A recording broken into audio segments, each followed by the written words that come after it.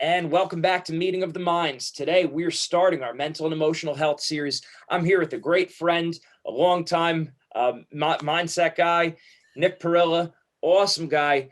We're going back a long way, like I said, and he wants to share his story about mental and emotional health, overcoming coping strategies. We're just excited to have him. Nick, thank you for joining us. Hello, how are you? Hello, everybody. As Mrs. Zanetti pointed out, I've talked to him for what it's been a while. I wrestled. Started back in third grade. I stopped at around around college. And yeah, I'm excited to be here. Excellent. Yeah, so we used to speak regularly, like almost probably once a week, right? Or every other week, something like that. It was pretty frequent. Yeah. Yeah. So now talk about how you started going into different, getting into lower areas with depression and everything with that, how things started going downhill. So things really started going. So I'm going to backtrack a little bit. So for the last couple of years, when I wrestling turned into something that I love to do to something that I was doing for other people. And it was starting to wear down. And, I always had that mindset of like, hey, if I quit, what's my coach going to think about it? What's my parents going to think? What's going to be that reputation on me? And, I had it put into my head that, if I quit, I'd live the rest of my life as a quitter. And so, and when I did finally quit wrestling in college, that's what I originally went to college for. 2 weeks in, I was like, I just can't do this. It's just way too much. And as a result, I quit. I got a lot of negative reactions, from different places, and it really tore me down. I went from, having, A's and B's to, showing up to class every day to now having, C's, D's, and almost F's in some class, not showing up at all. I would be in my dorm room, for the majority of the day. And things went downhill. I remember at the end of my first semester in college, I went back I went off winter break. I went back home and I was like, hey, you can't go back. And, with the friends that I had met, I was just like, I don't want to leave. I want to keep being there, but, something clearly wasn't working. But I wasn't thinking straight enough at the time, to be thinking that way. Eventually, they eventually said, okay, well, you can go back.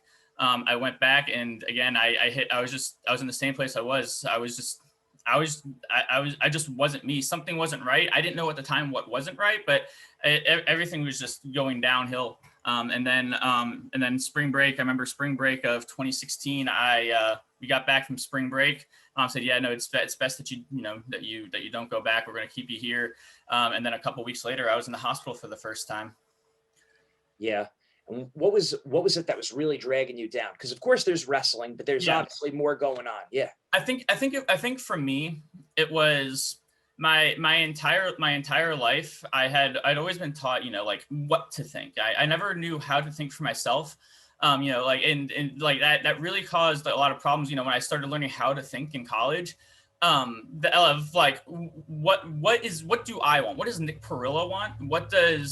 What do I want to strive to do? What do I actually believe in? What do I actually think? And what am I believing right now just because somebody told me? And a lot of that was separating that. And if I did think differently to somebody else, how would they judge me? What would they think? And that was really, a big crux to my problem. That makes a lot of sense, because a lot of these things, what people need to realize, it's not just, these aren't surface level questions. We're dealing with ultimate reality. And if we don't feel like we're solid with ultimate reality, there's no foundation. No, there's not. No. So there's big questions. And unfortunately, I think a lot of times kids struggle because we don't really know where to go. We don't know who to ask and who we get good information from. There's so much information out there. And a lot of times the people that we ask the questions of, they don't really have the good answers, more than just believe because I say so. And that hurts a kid who really is, or not just a kid, a person who's really inquisitive. They're intellectually honest. They're open to learning, and they're just not being fed. And that's exactly what happened to me. It wasn't until I think it was 2018, again, I'd always been told, what to think. So I never knew how to think. And I remember 2018, I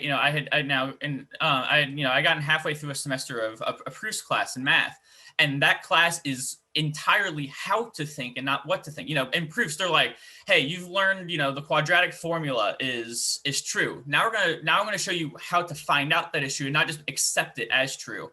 And when I started learning, kind of how to say, okay, I've been told something now. Okay, let's back up all the way to the bottom. Let's build back up and let's see if I can come to the same conclusion. Right. No, that makes a lot of sense. And unfortunately, because we're the philosophy is weak. I mean, in the past, I don't know if you're familiar how they used to educate people in the Middle Ages, but there was the trivium and then there's the quadrivium. The trivium was grammar, rhetoric, and logic. So before you could go on to the sciences, you need to be rock solid. You need to know grammar. Otherwise, you can't put together a proposition or a statement. And then if you're not able to evaluate an argument, logic and reason, you're not able to form a coherent thought. Mm-hmm. And you see that it's the effects on our society are very clear because all of our different leaders on both sides of the spectrum get away with making statements that they're not logically consistent. So being able to evaluate a statement, evaluate a proposition, where is this person speaking just from emotion and where does this actually make sense? That hits hard. It does. I think, a big part of it for me too, was just identity. And then and then eventually, it got to, a point in time where, I think at the end of the day, I had eight hospitalizations. It was probably, soon after, like my third or fourth, like that idea of like learned helplessness started to settle in. And that like the moment that I feel bad, like, but it's just like, there's nothing I can do. So I'm just going to sit in it. There's nothing I can do about it. It's not going to change. So, might as well just sit here and do nothing. It's going to have the same effect, if I go out and reach out to people. And that started what was, ingraining into my mind. And it took a very long time to break out of that mold. Right. Now, what would you say for kids and for people just in general who are in those low places? What are some of the signs that we should be looking for? How can people communicate with you effectively? Because I'm sure you had a lot of people who meant very well, trying to reach out, but didn't quite get you or get what to say to you. What do you think there? Really, the big warning signs are when, like, for me, I had to realize, okay, what were the things that I loved doing? And, for me, it's going out and socializing with people. And I noticed that wasn't happening anymore. It's everything's a balance. And if you're not doing if you're not doing everything that helps maintain that balance, from, eating, and I'm not even going to say healthy, just making a good choice, like something as simple as, hey, I had a soda, let me drink 2 glasses of water before I have another one. Or, it's just simple things like that. If you're not taking care of yourself, then that's how things are starting to go downhill, and you need to kind of catch yourself and be like, okay, hold on, something's not right. I feel depressed today, or I feel down. Why do I feel down? I feel shame. Why do I feel this shame? A lot of people at least for me, I don't want to speak for everybody, but for me, I would feel these things, but it would take me a while to actually question, okay, why do I feel this anxiety? Why do I have this fear? And when I actually look back and I say, oh, well, that's why. Okay, now is this something that I have control over? No. Okay, I'm going to have to accept it and move on. Is this something that I do have any amount of control over? Yes. How can I control it? And is it worth trying to control it, or should I just accept it and move on? Right. And now, you being more of a deep thinker, you're able to evaluate those kind of things and assess that. You always had that hunger and that thirst for understanding the why. Mm-hmm. How are you like most people, or maybe different, or what do you see different strategies for different personalities? Honestly, since it's really recent that I'm just my head's starting get clear. For me, DBT, I did DBT for several months, and that was really the core of what or one of the core things that they would talk about. Like, all right, every single emotion that you feel, every single one doesn't happen for no reason. Are you happy? You're not happy for no reason. Are you sad? You're not sad for no reason. There is a reason why you're feeling what you're feeling. Question it, figure out what's working and what's not. And they would say, the line between being in pain and being, in suffering is the idea of acceptance. You can be in pain. Like, a couple of weeks ago, the holidays, I ended up alone because of some unfortunate circumstances. Yes, it was painful, but I was able to accept, okay, this is the way that it was. And I was able to just continue about my day like normal. Yes, it hurt, but it's, emotions are one of those things that are always changing. What you feel in one moment isn't what you're going to feel in the next. Right. And I like how you brought up DBT, Dialectical Behavioral Therapy. That was Mhm. actually founded by Marsha Linehan. I learned a lot about her in Mhm. my doctoral Yeah. program. She actually went to Loyola University, so she must be familiar with the spiritual exercises of Saint Ignatius of Loyola. She said she had her big epiphany while she was praying in a chapel. She grew up Catholic also, but with all that, one of the things I really liked about DBT is I remember it addressing the whole person. It spoke about prayer. It spoke about rest and relaxation. It spoke about exercise. It spoke about nutrition. And exactly like you said, looking at the emotions and understanding that difference between pain and suffering, the acceptance, understanding yourself, and just really going after the emotions, like understanding the emotions, why you have them, and what you could do with them. That it's not just the link between the thoughts and the behaviors, but also that emotions. Was that your experience, that it Yeah. was more of like a holistic type It therapy? was, yes, for sure. And we had nutritionists. We had it was really we learned about we learned a little bit into CBT, and cognitive distortions, and stuff like that. I still am. I'm very black and white thinker. It's either this way or this way, but not a lot of people are willing to look. Oh, there's also this gray area in between, even if you don't think that there is. And that's something that I still struggle with. Yeah, yeah, definitely. And it's one of those things where I think when it comes to mindset, mental and emotional, we don't. It's hard looking at it black and white, because, like I tell people, usually when we think about confidence or anxiety, you're not dealing with the numbers 0 or 100 on that scale. It's everything from 1 to 99, and it's Mhm. not like things are cured; things are managed, right? So you Yeah, get better control, but you never actually arrive at 100% or 0%. yeah, So exactly. yeah, that's great stuff. And now talk about, so we see the CDC numbers were crazy. 1 out of 4 individuals, people between the ages of what was it, 22, or between 18 and 24, Yeah, I think it's, were yeah, 18 contemplating before. contemplating suicide. And talk about that. So when you were going through that, when you had that ideation, what did you struggle with? And then how do you reach other people now and help them? Um, so I'm gonna backtrack. I think it was 2016. I think it was 2016. Honestly, like the years just meshed together, but it was December of 2016. I remember I was my parents had asked me to leave. We got into a little argument, and I was like, okay, well, I'm just gonna leave. I didn't have anything, and I was starting to walk out the door. They're like, hey, do you need don't you need bags and stuff? I'm like, no. And I remember walking down the highway.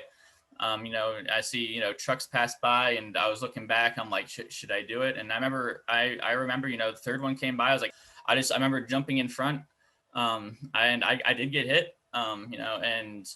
It's that feeling of like just not having anything, and being alone, and just feel like you're stripped, just being like you're completely stripped. But it's and but I know now that I'm not alone. You just go into Google, type how many people are in the world. You'll see 7 billion people. The odds, if you ask even 3 people, I bet you at least one of them will help. Probably all of them, in all honesty. Just reach out. That was the hardest thing for me. When I was in Pennsylvania, they did an exercise where they're like, okay, we're gonna put a blindfold on you, and there's this maze of ropes, and you have to have one hand on the rope, and when you come to an intersection, you can either branch off into onto a different one, or you can keep going straight. It's just a maze, and you have to find your way out of the maze. And I remember, I was going, and I was being stubborn. I was like, no, I'm gonna figure out where this exit is. And they're like, hey, if you think you found the exit, just stop, raise your hand, and somebody will come to assist you. And if you need anything else at all, same thing, just stop and just ask. And I was just like, no, I'm gonna find this on my own. I have to do this on my own. And and they started, eventually got to the point, everybody's like, hey, a brother has come home, all these people are finding this. I'm like, why can't I find it? And they started playing, help somebody help. And I'm like, oh, okay, well, let me just ask. I'm like, hey, I asked if this was the exit. I asked about this. I'm like, well, like what am I missing? And they're like, well, there's one thing you actually haven't asked for yet. And, I think back to something, I'm like, help. And they're like, are you asking me for help? And I said, yes, I am. And I remember he walked he walked me out of that maze, and the message, I don't remember the exact words. I have it on my Facebook page, but he's like, don't dare minimize the power and importance of what you just did and ask for help. Asking for help is at the heart of our recovery. And, and when you surrender control and you were vulnerable, and you asked for help, you found your way home. He's like, there was an exit to the maze, but it wasn't a physical one. It was a spiritual one. Wow, that's great. So in Pennsylvania, that was a mental health facility that was helping you navigate the mental and emotional waters. Exactly. That's great. And such an important point that you said right there, just how many times we turn inward. And that's a lot of times what depression, these low areas of our life, depression, anxiety, we turn inward instead of outward, whether it's helping other people or asking for help, which is probably the most important 4-letter word. Yeah, it is. Yes. Yeah, so talk about how that's changed your life, being able to now ask for help, and just in general, not even in extremely bad situations, but just in general. It helps out a lot.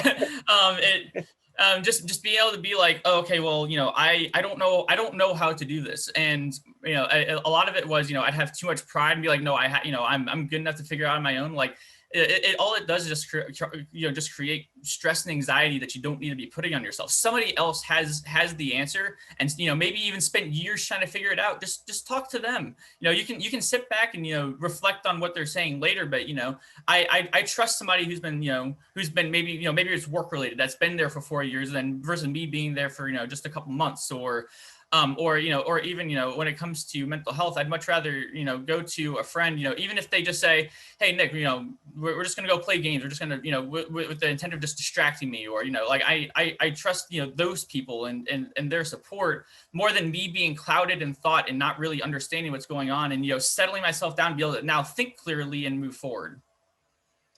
Makes sense. Makes sense. Now, if you had to go back in time and talk to yourself before things started getting really bad, what would you say to yourself? I would tell myself, hey, look, what you're about to go through, you have to go through. You're not going to get to where you're going to be tomorrow without all these yesterdays. It's hard today, but when the day does come and everything, starts to click and starts to fall into place, things will just turn out so much better for you. I heard, I saw a quote that life is like a dark tunnel.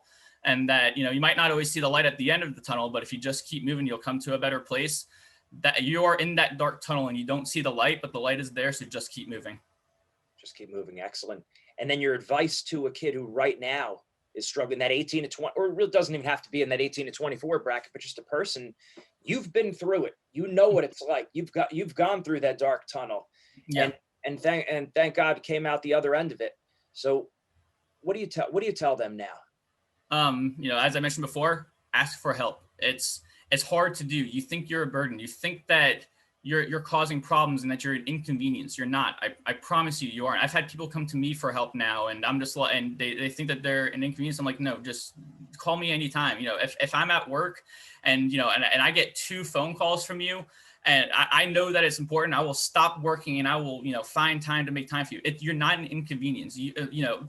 I'm 99. I'm willing to bet every dollar that I got that if you call your friend and you're like, hey, I need you to drop everything right now and help me because I'm in that dire straits, they will. You're not an inconvenience. Knowing me, I can adapt. If somebody needs help, I can adapt to, what I may have lost, maybe working or what I'm doing right now to make sure that I still have this lifelong friend.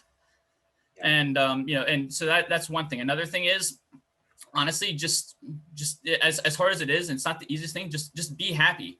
It's a lot of bad things are going to happen, but bad things happening doesn't make things bad. It's your attitude towards them that makes things bad. Okay, something bad happened. Okay, well, okay, crap, I can't do anything about it. So, when there's like this tension, we have, as humans, we have this tendency to go towards that tension and want to resolve it. But oftentimes we don't think, well, what happens if I just ignore the tension just to go do something else? That sounds very DBT. Instead of fighting our thoughts and getting involved in that mental civil war in your head, you're changing your relationship to your thoughts and realizing I can choose to step back. Mm-hmm. Exactly. That's great. Yeah. Good. And last thing that I want to say too is, and while I think that everything does change, I haven't really found many counterexamples to that. I think for me, recognizing that my thoughts are going to change and that my emotions are going to change when I do get down, for me, it's sobering to think, okay, this is going to change. Just settle down, just relax. It's going to be painful for a little bit, but eventually, your body is going to, restore emotional equilibrium at some point, so you can go back and actually process what's going on. Right. That's a big point. So many important points you hit on there that a lot of people don't realize that the studies show about our overall level of happiness and contentment, barring some kind of massive tragedy, most people restore to that equilibrium you mentioned in somewhere between 3 and 6 months. So, like you said, trusting that your mind, your emotions, your body are going to naturally restore. Talk about that just a little bit more. That's important. So that's something that I actually realized this year. It's one of those things like I knew, but like I didn't like really, think about it, or I didn't think it was that important. But just the idea that, hey, I feel sad, I feel sad right now. Something bad, or, something that I perceive as bad, just happened. I remember thinking stuff like, even this year, I'll be like, suicidal ideations, would pop up very mildly. I'm like, no, I know that this is what I'm thinking now. I know that these are my emotions now. I know that this is my situations now, but I know that that's not going to be my thoughts, emotions, and situations later. And I'm like, all right, it's really just accepting, okay, this happened. I know that my thoughts and emotions are going to change. I'm going to adapt, and that it might take some time, but this is that time period. It's like, okay, I know that this is going to change. I feel bad right now. What can I do right now to make myself happy? In the short term. So in the long run, I know that I'm going to feel better and be where I want to be. That's phenomenal. That I was going to go into one of the other things you said, but I'm going to stick with that for a second. That I learned from there was a psychologist, some kind of therapist. They were saying that, when you're in a low mood, you have to be able to recognize when you're in a low mood, when you're at equilibrium. When you're in a low mood, don't make any decisions or make any kind of big choices at that moment. Do little things, just like you said, Nick, do little things to get yourself happy and to restore that equilibrium. And then you could go on to making the decisions and the choices, because you're really not in the place to be doing that at that moment. So getting yourself, if we're at a -3, let's get ourselves back to 0, even if it's doing just little minor things to make ourselves happy. Watching a funny movie, taking a bath. And that does it for me. I love that. So Yeah. whatever, little things to make you happy. And one other thing too is, I also noticed that, when I was sad and down, or, I feel, certain emotions, like even something as simple as the music you're listening to. So like maybe you're listening to something like, sad and depressing, change it to something upbeat and happy. Your body's going to naturally adjust to it. If you're slumped over and your body posture is that of somebody that's sad and depressed, straighten up, just put yourself in a confident posture, because your body's going to mentally just adjust to that opposite change that you're making. So, your physical stature and, like what you're doing physically and your physical surroundings are going to impact you mentally, because your brain is going to adjust to that. That's great. These are all gold nuggets of information. Like, I hope when people watch this, they're using the notepad, because like all those little points you're making, that's an entire lesson in and of itself. And the importance of our actions change our attitudes, our movements change our moods, right? Our motions change our emotions. So just simply change the song, change the way you're sitting. That's great. One more point. I want to squeeze one more question out of you. One of the things you brought up before, I thought it was really profound, about when you asking for help. Sometimes we feel like we don't want to be an inconvenience on others. Talk about maybe how to ask for help, because there's a difference. There are some times where, okay, there's minor things going on that we kind of, just get over it, right? But then there does come a point where this is not something where you just say, just get over it. This is a big deal. How do I ask for help, and how do I overcome that mental and emotional barrier of I'm being a nuisance to other people, or they really don't care, or I'm inconveniencing them? Talk about that. I know, broad. I basically hit you with a lot right there, but talk about that topic. Yeah, it's fine. So like I think when I used to reach out for help, like it eventually just got to the point where now I just text people. I'm like, hey, I'm feeling down. I need help. That's literally the text message that I would send that I send people now. And now, and me and my friends, at this point, like we feel like me and my friends have decided to say, we can only do so much. So, so instead of saying we're going to do everything that we can, we're going to do what we reasonably can. But you don't, when you reach out to somebody, if we now have the, for us, we have the understanding of, hey, even if I am not able to help, whether it is because, I actually don't, maybe I'm out of town, you didn't know it or something, I will help find you a means to get help. Just getting that, just initially reaching out is all you have to do. And you'll get the help that you need in some capacity. It might not be from that one source that you wanted, but that one source will maybe go out and say, hey, mom and dad back at home, call Nick. He needs some help, and they'll call you. Somebody is always going to be willing to reach out for you, out to you, and we're going to be willing to help. And honestly, people want to help, especially when you build a relationship with somebody, they're not there just to, be somebody you hang out with. You do hang out with them, obviously, but they're also there, for emotional support too. And, you got to leverage every single aspect of your friendships and relationships. Absolutely. And it would seem to make sense that these are people, it's not necessarily everyone or all friends, but there's certain key friends that you let them in, you let them know, hey, I struggle. Sometimes I get to these low areas of anxiety or depression, or I have thoughts of hurting myself. I need to be able to, I'd like to be able to speak to you at different times. Can I reach out to you if I'm struggling? So this way they know they're not blindsided. Is that what you would say? Yeah. I don't know, like, it's really hard for me to answer, because like it's just something that just came over time of just learning that I'm just not an inconvenience. It really is a mindset. When you start telling yourself, oh, I'm a burden, I'm an inconvenience, then you're not going to want to reach out. But when you start changing your mindset of, hey, I know people care about me and I'm not an inconvenience, and I'm it's one of those things that, like, as much as I hate to say it, it really is one of those things that just comes with time, and you have to start training yourself. It's just training yourself to think differently. You've been thinking one way this entire time, and you just really have to start telling yourself over and over again that that's just not the case and not true. You got to step back and check the facts. Awesome. Nick, this is by far one of the most important, if not the most important interview we've ever done with Winning Mindset, because this really has such an impact on people. Of course, yeah, we love to see people succeed in sports and school and life, but success is a very far cry success is way distant to mental and emotional health, well-being, happiness, and just life lessons. So I really appreciate it, Nick. Thank you very much. No problem. Thank you for having me. All right, great. We'll talk soon. Have a good one. Bye.